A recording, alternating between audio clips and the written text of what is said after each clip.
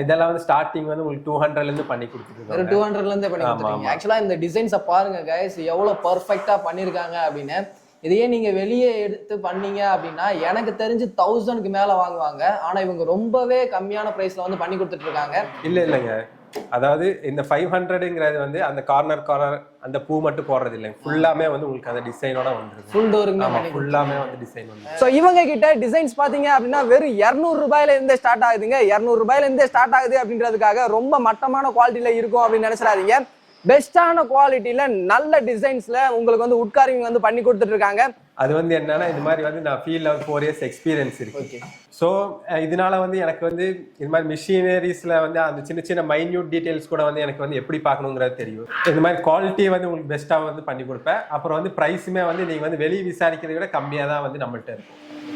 அதுக்கப்புறம் இது peacock model, ஒரு கட்டில் காலை வச்சு யூஸ் பண்ணி